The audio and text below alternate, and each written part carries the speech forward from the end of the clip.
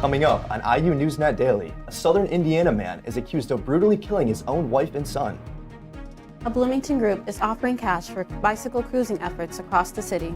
We'll have the latest on grant funding available for cyclists and pedestrians alike. Feeling deja vu? The Hoosiers are undefeated once again.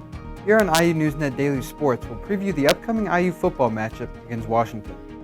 And finally, an IU Hoosier is getting national attention for her work with whiskey. All those stories and more, IU NewsNet Daily starts right now.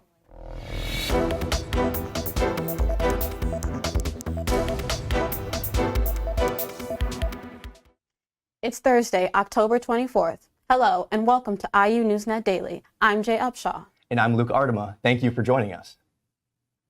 We begin with some gruesome news out of southern Indiana, where 2 bodies have been found in shallow graves in Sullivan County, near the Indiana and Illinois border, including that of a 14-year-old child. Police say cadaver dogs found 36-year-old Samantha Jarrell and her 14-year-old son at Bear Run Coal Mine. Joshua Pennick, the husband and father, has been arrested. He allegedly told his father, "I think I killed them," and then revealed the location. His father alerted the police, leading to Pennick's arrest. He faces charges of murder, obstruction, and neglecting causing death. The investigation continues. Today marks day 6 of the Delphi murder trial. IU NewsNet Emma Meredith joins us in the studio with a closer look at this heartbreaking case. The trial continues for Richard Allen, who stands accused of killing Abby Williams and Libby German in north central Indiana back in February 2017.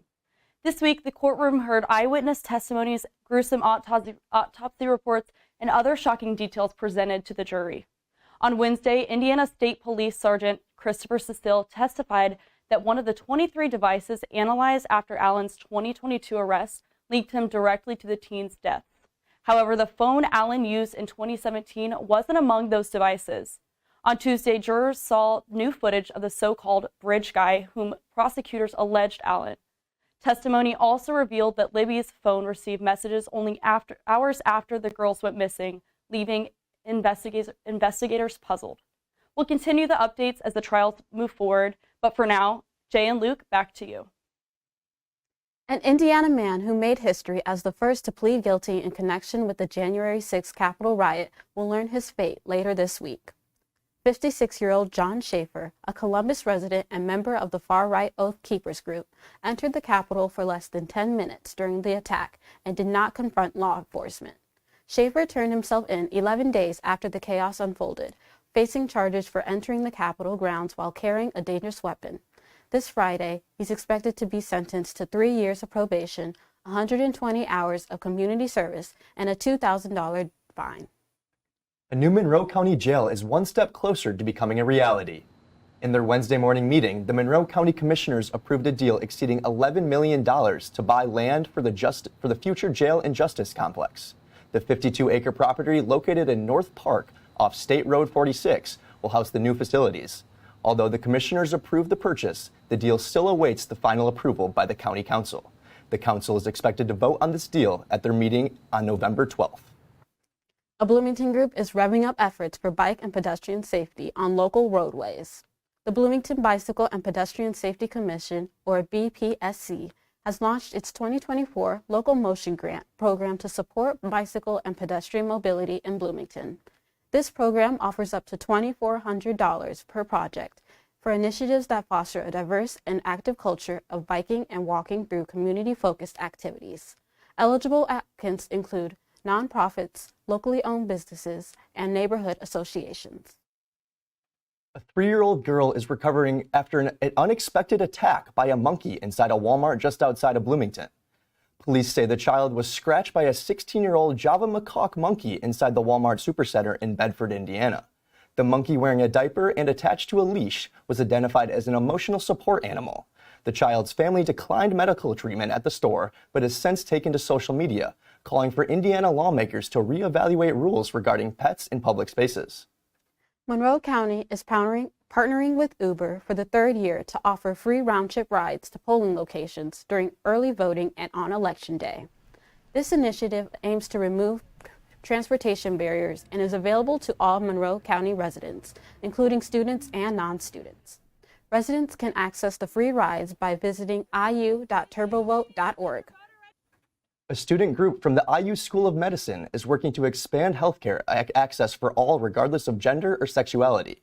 The clinic called Gender Diverse and Queer Clinic, or GDQC, focused on providing affordable healthcare for uninsured and underinsured patients in Bloomington, with a special emphasis on LGBTQ+ care. The group's mission is to address the unique medical needs and risk of LGBTQ+ individuals. Students will host pop-up clinics across South Central Indiana offering primary care, mental health services, and STI testings. In Lafayette, Indiana, a new way to access safe sex and contraceptive resources is now just a tap away. Customers at the 11th House coffee shop can now use a free vending machine stocked with emergency contraception, condoms, and period products. The machine, provided by the advocacy group Indiana Task Force, is part of their mission to expand easy, no-cost access to reproductive health care across the state. This is the second vending machine placed by the group, with plans to roll out more resources in different communities moving forward. Bloomington police are urging residents to be on high alert following a string of phone scams sweeping the area. Scammers have been posing as Bloomington police officer William Parker, claiming the target has a warrant for their arrest and must pay $3,000 immediately. Police stress they never request money over the phone and warn that scammers are spoofing the department's actual phone number to make the scam appear more legitimate. Authorities urge anyone who receives a suspicious call to hang up and contact BPD directly to report the scam attempt. And fraud warnings aren't just around town, they're hitting IU's campus too. With IU football games selling out, University Information Technology Services, or UITS, is urging students to watch out for ticket scams. Fraud reports are tied to online ticket purchases, and UITS is offering some simple advice to avoid being scammed. Avoid these scams by requesting proof before sending money, using secure payment methods, and simply taking your time. They say scammers often create a sense of urgency to pressure victims into quick decisions. You won't want to miss out on tickets this weekend. A thrilling Hoosier football match is set to take place at Memorial Stadium this Saturday. That's right. The Hoosiers will be televised nationwide on ESPN's College Game Day. Our sports anchor Drew Stoltz is here in the studio with a preview of this primetime matchup against Washington. Drew, what can we expect? Thanks, Luke and Jay. I believe the Hoosiers will face possibly their toughest matchup to date. Nebraska was supposed to be that, yet they just couldn't keep up with the Hoosiers' high-powered offense. The strength of the Hoosiers' offense is their passing, ranking 11th in the country. Meanwhile, the Huskies have the #1 ranked passing defense in the country. That could cause some struggles for the Hoosiers, especially with their starting quarterback Curtis Rourke being out due to a hand injury. Indiana will be starting backup quarterback Taven Jackson. Jackson looked pretty good later in the game during the blowout of Nebraska last week. He was 7 for 8 throwing for 91 yards and 2 touchdowns. The redshirt sophomore is making his 6th career start at IU. Jackson was highly recruited coming into college and has some pretty high standards to live up to after Rourke's stellar start to the season. Along with the pressure of a new Big Ten matchup, College Game Day will be in Bloomington this weekend. The pit opens at 6:30 a.m. and you'll be able to line up early. After game day, catch the Hoosiers in action at noon at Memorial Stadium or on the Big Ten Network. The Pacers took on the Pistons last night, winning a tight one 115-109. The Pacers finished with 5 players scoring in the double digits, led by the big men Miles Turner and Pascal Siakam. Turner finishing with 20 points, 9 rebounds, and 4 assists, and Siakam with 19 points, 8 rebounds, and 9 assists. The Pacers thrive on a pass-heavy offense to find open shooters. The Pacers star Tyrese Halliburton won them the game by hitting the eventual dagger to put the Pistons away. Catch the Pacers in action tonight against the Knicks at 7:30 on ESPN. The Colts will face the Texans this Sunday for the second time this season. They lost in Week 1, 29-27. The Colts are looking to keep it going versus the Texans for the 3rd straight win.